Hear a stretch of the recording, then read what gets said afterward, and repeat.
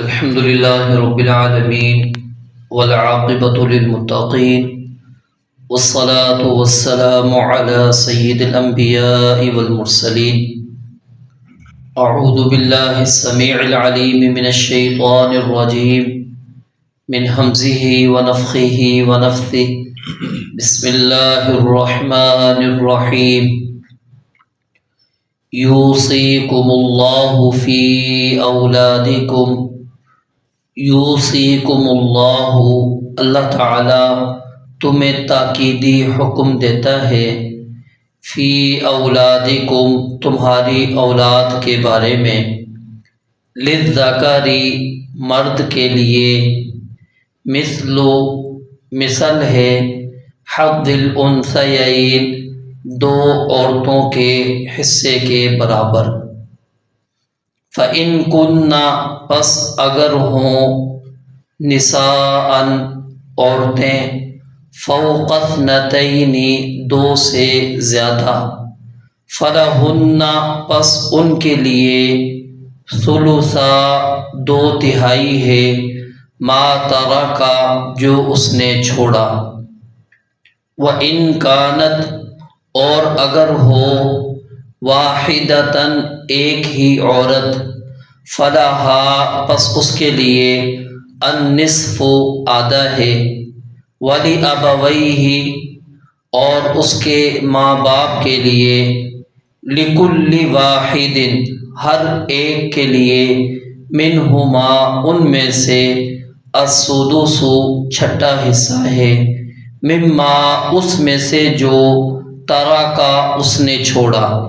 ان کانا اگر ہو لہو ولد اس کی کوئی اولاد، فإن پس اگر لم یکن نہ ہو لہو اس کی ولد کوئی اولاد، وورثہ اور وارث بنے اس کے، ابواہ اس کے والدین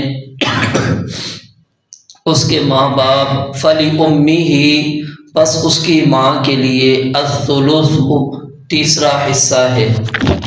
فإن کان پس اگر ہو لہو اس کی یعنی میت کی اخوۃ بھائی، فلأمہ پس اس کی ماں کے لیے السدس چھٹا حصہ ہے، من بعد وصیت وصیت کے بعد، یوصی بہا جو وہ وصیت کر کے گیا ہے، او دین یا قرض کی ادائیگی کے بعد. آباؤکم تمہارے باپ، و ابناؤکم اور تمہارے بیٹے، لا تدرون تم نہیں جانتے، ایہم ان میں سے کون، اقرب زیادہ قریب ہے، لکم تمہارے، نفعاً فائدہ پہنچانے میں. فریضۃ من اللہ یہ اللہ تعالیٰ کی طرف سے مقرر شدہ حصے ہیں. ان اللہ کان علیما حکیما بے شک اللہ تعالیٰ ہمیشہ سب کچھ جاننے والا، کمال حکمت والا ہے. ایک مرتبہ پھر دیکھیں. یوصیکم اللہ اللہ تعالیٰ وصیت کرتا ہے، اللہ تعالیٰ تمہیں تاکیدی حکم دیتا ہے، فی اولادکم تمہاری اولاد کے بارے میں، للذکر مرد کے لیے، مثل حظ الانثیین دو عورتوں کے حصے کے برابر حصہ ہے. حظ حصے کو کہتے ہیں، الانثیین دو. فإن کن پس اگر ہوں نساءً عورتیں، فوق اثنتین دو سے اوپر، فلہن پس ان کے لیے ثلثا دو تہائی ہے، ما ترکا جو اس نے چھوڑا. وإن کانت اور اگر ہو واحدتاً ایک، فلہا النصف تو اس کے لیے آدھا حصہ ہے، ولی ابویہ اور اس کے والدین کے لیے، لکل واحد ہر ایک کے لیے، منہما ان میں سے، السدس چھٹا حصہ ہے، مما اس میں سے جو ترکا اس نے چھوڑا ان کان لہ ولد اگر اس کی اولاد موجود ہو فإن پس اگر لم یکن لہ ولد نہ ہو اس کی اولاد وورثہ اور وارث بنے ہوں اس کے ابواہ اس کے والدین فلأمہ پس اس کی ماں کے لیے الثلث تیسرا حصہ ہے فإن کان لہ اخوۃ پس اگر ہوں اس کے لیے کئی بھائی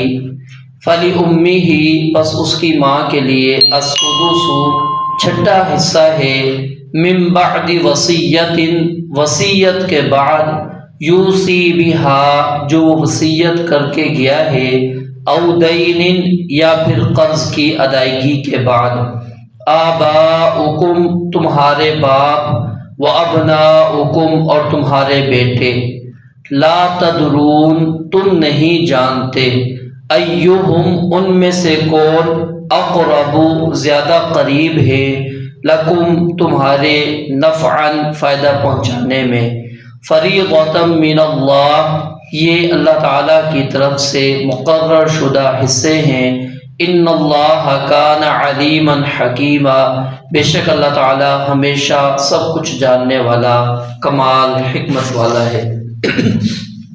پیچھے ہم نے آیت پڑھی تھی للرجال نصیب مما ترک الوالدان، ٹھیک ہے، تو اس کے اندر اجمال پڑا تھا کہ ہر مرد کے لیے اور ہر عورت کے لیے ایک حصہ ہے جو اللہ تعالیٰ نے مقرر کر دیا، جو اس کے والدین یا قریبی جو عزیز اقارب رشتہ دار چھوڑ کر جائیں گے۔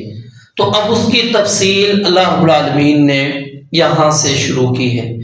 یہ یاد رکھیے یہ دو آیتیں ہیں، جو آج آیت ہم نے پڑھی اور ایک کل جو آیت پڑھیں گے، اور اسی طرح سورۃ النساء کی آخری آیت، یہ تین بنیادی آیات ہیں میراث وراثت کے متعلق، اور جتنی بھی وراثت کی احادیث ہیں وہ ساری کی ساری ان آیات کی تشریح ہیں۔ جتنی بھی آپ احادیث پڑھیں گے وہ ان تین آیات کی تشریح پر مشتمل وہ احادیث ہیں۔ یہ علم اس کو نصف العلم آدھا علم قرار دیا گیا ہے، کیونکہ اس کا تعلق مرنے کے بعد والی زندگی کے ساتھ ہے۔ ہماری زندگی جو زندہ ہوتا ہے بندہ، اس کے ساتھ تعلق رکھنے والا جو علم ہے نماز روزہ زکوٰۃ وغیرہ، یہ اور اس کا جو تعلق ہے وہ کس کے ساتھ ہے؟ انسان کے فوت ہونے کے بعد۔ ان مسائل کو سمجھنا انتہائی آسان ہے، لوگ اس کو بڑا مشکل سمجھ رہے ہوتے ہیں کہ یہ مضمون مشکل ہے۔ مشکل نہیں ہے، بڑا ہی آسان ہے۔ شرط اس کی صرف یہ ہے کہ آپ ہمیشہ جو فوت ہونے والا شخص ہے اس کے ساتھ رشتہ داری کو جوڑیں، اس کے ساتھ اس کی رشتہ داری کو جوڑیں جس کو وارث آپ بنا لیں۔ جب آپ اس کے ساتھ رشتہ جوڑیں گے تو بات سمجھنے میں آسانی ہو جائے گی۔ یعنی آپ میت کا بیٹا، میت کی بیٹی، میت کا باپ، میت کی ماں، میت کی بیوی، یہ واضح ہوتے چلے جا رہی ہیں۔ اس سے یہ آپ رکھیں گے تو یہ جو آیات آپ پڑھ رہے ہیں نا، آپ نے پوری تفصیل نہ بھی پڑھی ہو، میراث کی جو کتابیں ہیں ان کی، آپ کم از کم جب اس کے ساتھ اس کو جوڑیں گے آپ کو بات سمجھنے میں آسانی ہو جائے گی۔ ہم کیا کر رہے ہوتے ہیں؟ ہم میت کے ساتھ رشتہ داری کو نہیں جوڑ رہے ہوتے۔ جب سوال کرنے جاتے ہیں ہم کہتے ہیں 3 بہن بھائی ہیں، اچھا ان میں 2 بھائی ہیں 1 بہن ہے۔ اب بہنوں کا رشتہ بھائی کا جو حصہ ہے وہ الگ ہے۔ اب آپ نے وہ مفتی کو تو چلے علم ہوتا ہے کہ یہ سوال کس انداز سے کر رہا ہے، لیکن جب آپ بہن بھائی لے کر آئیں گے سمجھنے میں آپ کو بھی دشواری ہوگی، اس کو بھی ممکن ہے بسا اوقات دشواری ہو۔ لیکن اگر آپ کہیں کہ نہیں وہ اس فوت ہونے والے کا 1 بیٹا ہے 2 بیٹیاں ہیں، اس کی والدہ ہے، اس کا فلاں فلاں ہے، آپ کو وہ سیکنڈوں میں رشتہ بنا کر آپ کو بتا دے گا جی اس کا اتنا اتنا اتنا حصہ ہے۔ ہم غلطی کیا کر رہے ہوتے ہیں؟ ہم وہ آپس کا جو ہمارا رشتہ ہوتا ہے ہم اس رشتے کو لے کر جا کر مولوی صاحب کو بتا رہے ہوتے ہیں، اور پھر اس کے اندر کیا ہے ان کو سمجھنے میں بھی بس اوقات غلطی لگ جاتی ہے۔ وہ پھر رشتہ جو بتایا آپ نے تو بہن بھائی بتایا، پھر وہ آپ سے تفصیل جب تک نہ پوچھیں تو وہ بات کلیئر نہیں ہوتی. جب آپ کلیئر خود بتا دیں گے تو بڑی آسانی کے ساتھ ہو جاتا ہے. تو اصل چیز کیا ہوتی ہے کہ ہم نے میت کو بنیاد بنانا ہے اور اس کے ساتھ رشتہ جوڑنا ہے کہ میت کا یہ کیا لگتا ہے، اس کے ساتھ میت کا کیا تعلق ہے، یہ میت کا کچھ لگتا ہے یا نہیں لگتا، حقیقی لگتا ہے یا ماں کی طرف سے لگتا ہے، باپ کی طرف سے لگتا ہے، کیا لگتا ہے. جب آپ اس کے ساتھ اس کو جوڑیں گے تو آپ کو بات سمجھنے میں آسانی ہو جائے گی. پہلی چیز جو ہم نے پڑھی وہ کیا ہے، یوصیکم اللہ فی اولادکم، کہ اللہ تعالیٰ تمہیں تاکیدی حکم دیتا ہے. یہاں پر کیوں اللہ رب العالمین نے اولاد کا ذکر کیا؟ کیونکہ سب سے زیادہ انسان کو جو فکر ہوتی ہے وہ اپنی اولاد کے بارے میں ہوتی ہے کہ اس کا کیا بنے گا میرے مرنے کے بعد. تو اس لیے فرمایا کہ تم سے زیادہ اللہ رب العالمین کو تمہاری اولاد کی فکر ہے. وہ اللہ رب العالمین زیادہ بہتر جانتا ہے کہ تمہاری اولاد کو کیا کیا ملنا چاہیے. تو اس لیے اللہ تعالیٰ تمہیں تاکید کر کے جاتا ہے تمہاری اولاد کے بارے میں. للذکر مثل حظ الانثیین، یہ ایک اصول ہے پورے کا پورا. یہ اصول کب بنتا ہے کہ جب ایک ہی درجے میں مرد اور عورت برابر ہو جائیں. ایک ہی درجے کے اندر مرد اور عورت برابر ہو جائیں. جیسا کہ میت کئی بیٹا بھی ہے اور بیٹیاں بھی ہیں. اب یہ کیا بن گئے ہیں، ایک ہی درجے کے اندر آ چکے ہیں. اس کا تعلق، مرد کا تعلق میت کے ساتھ بیٹے کا ہے، اس لڑکی کا تعلق کیا ہے، بیٹی کا ہے. اب یہ دونوں کا رتبہ ایک ہی بن چکا ہے. تو اس صورت کے اندر کیا بنے گا، اصول یہ بنے گا للذکر مثل حظ الانثیین، کہ جتنا دو عورتوں کو حصہ ملنا ہے نا اتنا ایک مرد کو حصہ ملے گا. یہ کب ہوگا، جب وہ آپس میں برابر کے ہوں گے. ٹھیک ہے، الگ اگر رتبے میں فرق آ جائے گا پھر یہ اصول نہیں ہے. یا پھر مرد ہی ہے یعنی بیٹا ہی ہے، بیٹیاں اس کی نہیں ہیں، پھر یہ اصول نہیں چلے گا. اگر صرف بیٹیاں ہیں پھر بھی یہ اصول نہیں چلے گا.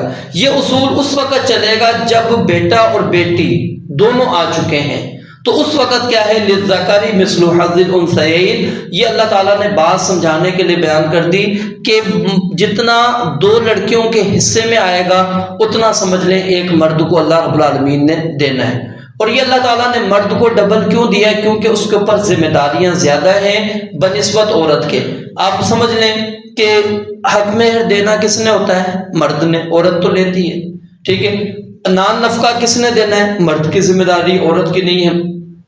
ہم کما کے لاتے ہیں، ہماری اگر اضافی بھی ہمیں مل جاتا ہے ہم وہ بھی لگا دیتے ہیں.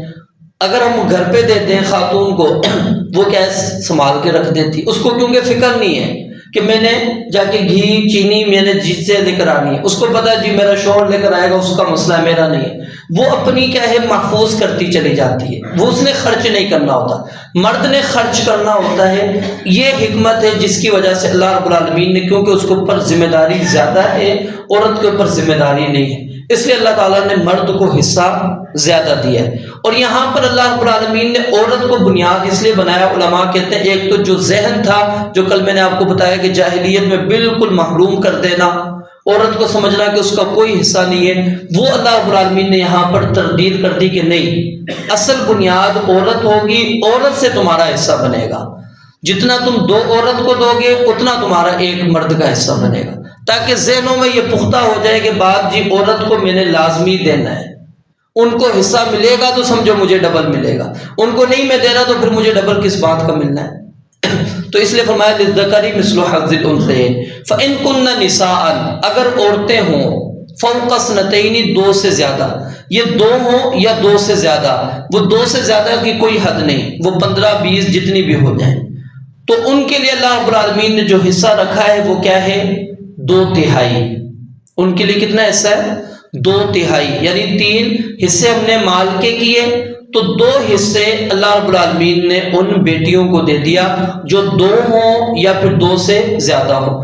2 کی دلیل کیا ہے؟ صحیح بخاری کے اندر موجود ہے، سعد بن ربیع رضی اللہ تعالیٰ عنہ جب وہ شہید ہو گئے تو ان کی بیوی نبی علیہ الصلوۃ والسلام کے سامنے ان کی 2 بیٹیوں کو لے کر آ گئی، کہا کہ ان کے چچا نے جو ہے وہ سعد کا مال جو ہے چھین لیا اور اپنے قبضے میں کر لیا ہے اور ان کو نہیں دے رہا۔ اب ظاہر ہے ان کی شادی مال کے بغیر نہیں ہوگی، کوئی ان سے نکاح بھی نہیں کرے گا۔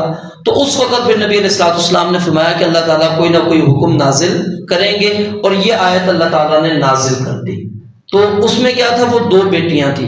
پھر اسی طرح ایک اور اس کا شان نزول ہے اس آیت کا، وہ کیا ہے؟ سیدنا جابر بن عبداللہ رضی اللہ تعالیٰ عنہ بیان کرتے ہیں کہ میں بیمار تھا، نبی علیہ الصلوۃ والسلام اور سیدنا ابوبکر صدیق رضی اللہ تعالیٰ عنہ میری عیادت کے لیے تشریف لائے، تو میں نے پھر نبی علیہ الصلوۃ والسلام سے سوال کیا کہ میرے مال کے بارے میں آپ مجھے بتائیں، میں کیا کروں گا، کیسے تقسیم ہوگا؟ تو اللہ تعالیٰ نے یہ آیات نازل کر دی اور اس کے اندر یہ چیزیں بتا دی۔ تو 2 ہوں یا پھر 2 سے زیادہ ہوں تو ان کو کتنا ملنا ہے؟ 2/3۔ اب ادھر لڑکا نہیں ہے ان کے ساتھ، یاد رکھیں، یہ صرف بہنیں آ رہی ہیں، ٹھیک ہے، اس کی بیٹیاں ہی آ رہی ہیں، ان کے ساتھ بھائی ان کا نہیں آ رہا کوئی بھی۔ اگر بھائی آ جائے گا پھر للذکر مثل حظ الانثیین، اس اصول پر ہم نے رکھنا ہے۔ جب صرف بیٹیاں ہیں پھر وہ 2 ہوں یا 2 سے زیادہ ہیں تو 2/3 ان کو ملے گا، اور اگر اکیلی ہے، ایک ہی بیٹی ہے مرنے والے کی، فلہا النصف، تو اس کو آدھا ملے گا۔ پھر آگے اس کے بعد اولاد کا ذکر کرنے کے بعد اللہ رب العالمین نے والدین کا ذکر کیا کہ والدین میں سے ہر ایک کو 6واں حصہ ملے گا۔ کب؟ جب مرنے والے کی اولاد موجود ہوگی، جب مرنے والے کی اولاد موجود ہوگی، ٹھیک ہے، اس وقت کیا ہے؟ ان کو والدین کو 6واں حصہ ملے گا، جب یعنی بیٹا موجود ہے یا بیٹی موجود ہے، کوئی ایک بھی موجود ہے۔ اس میں لازمی نہیں ہے کہ دونوں ہوں، کہ بیٹا بیٹی ہوں گے تو پھر 6واں حصہ ملے گا۔ اولاد میں کوئی ایک بھی آ سکتا ہے، بیٹا بھی آ سکتا ہے، بیٹی بھی آ سکتی ہے، کوئی ایک بھی ہے تو پھر والدین میں سے ہر ایک کو کتنا ملے گا؟ 6واں حصہ۔ فَإِن لَّمْ يَكُن لَّهُ وَلَدٌ، اچھا ایک اور چیز سمجھ لیں یہاں پر، اگر بیٹا ہے، بیٹی نہیں ہے، فوت ہونے والے کی والدین ہیں، تو پھر اس صورت کے اندر والدین کو 6واں حصہ مل گیا، باقی جو بچے گا وہ بیٹا لے جائے گا، اس کا درجہ کیونکہ قریب ہے، ٹھیک ہے، اس کا درجہ قریب ہے، وہ جو مال بچے گا نا وہ سارے کا سارا بیٹا لے کر چلا جائے گا۔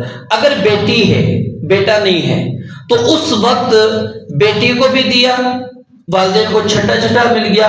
اگر بچ رہا ہے تو بطور والد مرد جو ہے وہ بطور عصبہ لیتا ہے۔ عصبہ کہتے ہیں اصل میں اس مال کو جو تقسیم کر دیا گیا، حصہ جو اللہ تعالیٰ نے مقرر کیا وہ مل گیا، اب اس کے بعد کچھ مال بچ گیا، وہ مال بچ رہا نہیں ہوتا، اصل میں وہ جو تقسیم کے لحاظ سے بچ رہا ہوتا ہے، جو حصے کیے جا رہے ہوتے ہیں نا اس لحاظ سے بچ رہا ہوتا ہے، اور اس میں پھر وہ جو بچا ہوا مال آ رہا ہے باپ کی طرف، وہ اصل میں غور کیا جائے تو یہاں پر اللہ رب العالمین نے دونوں کو یعنی مرد اور عورت کو برابر رکھا نا، والدین کو 6واں حصہ ہے، تو جو اب بچا ہوا لے رہا ہے وہ 6 سے زائد ہو جائے گا اس کا، یعنی وہ للذکر مثل حظ الانثیین میں آ گیا۔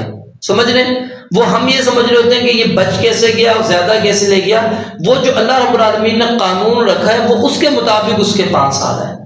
ہمارے ذہنوں میں صرف اتنا ہے کہ اولاد موجود ہے، جی والدین کو ہم نے 6واں دینا ہے، تو میں نے بتایا بیٹا ہوگا تو پھر باپ کو یہ 6 کے اندر ہی وہ رہے گا، پھر بچا ہوا مال اس کے پاس نہیں آئے گا، وہ بیٹے کے پاس۔ بیٹا نہیں ہے، بیٹی ہے، پھر جو ہے باپ کی طرف بچا ہوا مال چلا جاتا ہے۔ پھر اگلے دوسری صورت اللہ رب العالمین نے یہ بیان فرمائی کہ اگر اس کی اولاد نہ ہو مرنے والے کی، اور اس کے والدین ہی صرف وارث ہوں، کوئی اور وارث نہیں ہے، صرف اس کے والدین ہی ہیں، تو اب ماں کو کیا ملے گا؟ 3واں حصہ، ماں کو 3واں حصہ ملے گا، اور باقی جو بچے گا وہ کس کو مل جائے گا؟ باپ کو۔ اس کے بعد ہے فَإِن كَانَ لَهُ إِخْوَةٌ، یہ تیسری صورت ہے والدین کی، کہ اگر مرنے والے کے بھائی ہیں، ادھر تھی اولاد، اب بھائیوں کا ذکر آ رہا ہے، ٹھیک ہے، اگر اس کی اولاد ہے، مرنے والے کی کیا ہے؟ بھائی موجود ہیں، فَلِأُمِّهِ السُّدُسُ، اب ان بھائیوں نے کیا کیا؟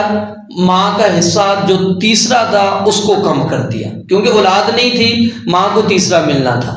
اب یہاں پر اولاد نہیں ہے لیکن بھائی آ چکے مرنے والے کے، اب وہ کیا بن گئے، اس کے حصے کے اندر رکاوٹ بن گئے، اس کے حصے کو، اس کو کہتے ہیں حجب نقصان، یعنی وہ رکاوٹ کمی کے ساتھ کر رہا ہے۔ ایک ہوتا ہے حجب حرمان، کچھ رکاوٹ ایسی آتی ہے جو بالکل محروم کر دیتی ہے، بالکل رکاوٹ ہو جاتی ہے، اس کو اگلے کو ملتا ہی نہیں ہے، ٹھیک ہے۔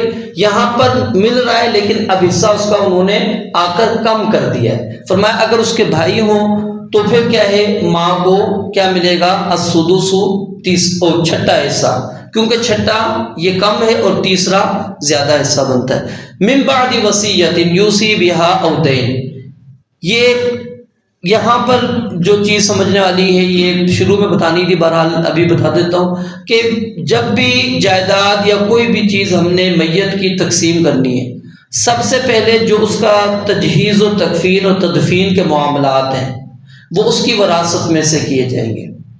اگر کوئی بندہ ذمہ داری نہیں لیتا تو پھر اس کا کفنانا، دفنانا، قبر کا معاملہ، جو کچھ ہے، جو مال وہ بندہ چھوڑ کے گیا نا، اسی میں سے خرچ کیا جائے گا۔ دوسری، اس کے بعد کیا کیا جائے گا، اس بندے کے اوپر اگر قرض موجود ہے تو اس قرض کی ادائیگی کی جائے گی، اور اس قرض کے اندر سب سے پہلے اللہ تعالیٰ کا قرض دیکھا جائے گا۔ اللہ تعالیٰ کا قرض کیا ہے، زکوٰۃ کی صورت کے اندر، حج کی صورت کے اندر موجود ہے، ٹھیک ہے۔ یہ اللہ تعالیٰ کا قرض ہے جس کا ادا کرنا انسان کے اوپر وہ رسا کے لیے لازم ہے، ضروری ہے کہ وہ اللہ تعالیٰ کے قرض کو ادا کریں۔ تو دیکھنا ہے کہ قرض اس نے جو دینا ہے جس کا، وہ نکالا جائے گا۔ اب اس کے بعد پھر تیسرا مرحلہ ہے کہ جو وصیت وہ کر کے گیا ہے، اگر وصیت وہ 1/3 کے اندر ہے، 1/3 کے اندر ہے، اور شرعی حدود کے اندر رہ کر اس کی وصیت ہے، ناجائز وصیت نہیں، حرام کام کی وصیت نہیں ہے، غلط ظلم اور زیادتی والی وصیتیں نہیں ہیں، تو پھر اس کو پورا کیا جائے گا۔ یہ تینوں مراحل جب گزر جائیں گے اس کے بعد تقسیم ہوگی، ٹھیک ہے۔ پہلے اس کی تجہیز و تکفین و تدفین اس کے مال میں سے، پھر اس کے بعد اس کا جو قرض ہے وہ ادا کیا جائے گا، اور اس کے بعد کوئی وصیت اس کی تھی تو اس وصیت کو پورا کیا جائے گا، صدقہ خیرات کیا جائے گا۔ اب ان تینوں کے کام کرنے کے بعد اب جو پیچھے بچا ہے وہ ورثاء کے اندر تقسیم ہوگا۔ اب یہاں پر اللہ رب العالمین نے پہلے وصیت کا ذکر کیا، قرض کا بعد میں، حالانکہ قرض پہلے ہے، وصیت بعد میں۔ اس کی علماء نے یہ توجیہ بیان کی ہے کہ وصیت کے اندر انسان کیا ہے، تھوڑی بہت سستی کر جاتا ہے، کیونکہ وہاں سے مال اب اس کو جاتا ہوا نظر آ رہا ہوتا ہے نا، قرض تو پتہ ہے دینا ہی دینا ہے، وہ تو اگلے چھوڑیں گے نہیں۔ اب وہ کہتا ہے بندہ، اس نے میرے والد نے یا فلاں نے وصیت کر دی تھی، اب کیا بندہ دے، چلو اس کو بھی ہمارے پاس آنے دو۔ تو اس لیے اس کی تاکید کو واضح کرنے کے لیے کہ یہ لازمی ہے، اس کو پہلے ذکر کر دیا۔ پھر اس کے بعد اللہ تعالیٰ نے فرمایا کہ آباؤکم و ابناؤکم، ہم نے پڑھا اولاد کو اللہ تعالیٰ زیادہ دے رہے ہیں، باپ کو کم دے رہے ہیں۔ تو اللہ تعالیٰ فرماتے ہیں تمہیں نہیں پتا کہ تمہارے باپ یا تمہارے بیٹے کون زیادہ تمہیں نفع پہنچا سکتے ہیں، تمہیں علم نہیں ہے، مجھے علم ہے، میں نے جو رکھا۔ یعنی انسان کا ذہن یہ کہتا ہے کہ سب سے زیادہ ملنا چاہیے میرے والدین کو، کیونکہ انہوں نے مجھے پالا ہے، ٹھیک ہے، تو ان کو ہی میرے مرنے کے بعد سب سے زیادہ جانا چاہیے، لیکن نہیں، کیونکہ وہ زندگی کے وہ لمحات اب گزار چکے ہیں، اب ان کو شاید اتنی ضرورت نہیں ہے، اب ان کے اوپر وہ ذمہ داری نہیں، یہ اس کی اولاد کی ذمہ داری ہے کہ وہ اپنے والدین کو سنبھالیں، تو وہ آزاد ہے اس لحاظ سے۔ تو اب جو بچے ہیں ان کی ظاہر اپنے معاملات ہوں گے، پھر آگے وہ لوگ اپنی اولادوں کو سنبھالیں گے، سارا کچھ، یعنی ان کو اللہ رب العالمین نے یہ سارا مد نظر رکھا، اس لیے فرمایا کہ یہ تمہاری اپنی مرضی پر چیز نہیں ہے، میں جانتا ہوں کہ تمہیں نفع پہنچانے میں کون سی ذات زیادہ قریب ہے، تو فریضۃ من اللہ، یہ اللہ تعالیٰ کی طرف سے مقرر ہے، اس کے اندر کوئی ہم تبدیلی نہیں کر سکتے۔ جس طرح اللہ تعالیٰ نے بیان کیا اسی طرح ہی ہم نے میراث کو تقسیم کرنا ہے۔ ان اللہ کان علیما حکیما، کیونکہ اللہ تعالیٰ خوب جاننے والا اور خوب حکمت والا، یعنی اللہ تعالیٰ نے جو فیصلے کیے ہیں اپنی کامل علم اور کامل حکمت کی بنا پر کیے ہیں، اس کے اندر کسی کے ساتھ اللہ تعالیٰ نے کوئی ظلم اور زیادتی نہیں کی، اور فریضۃ من اللہ سے یہ بات بھی ثابت ہو گئی کہ یہ اللہ رب العالمین کی طرف سے مقرر ہے۔ جس طرح نماز مقرر ہم ادا کرتے ہیں فرض سمجھتے ہوئے، یہ بھی اللہ رب العالمین کی تقسیم، اس کے اندر بندہ کسی قسم کی اپنی طرف سے کوئی تبدیلی نہیں کر سکتا۔ رب العالمین سے دعا ہے اللہ تعالیٰ سمجھنے عمل کرنے کی توفیق عطا فرمائے۔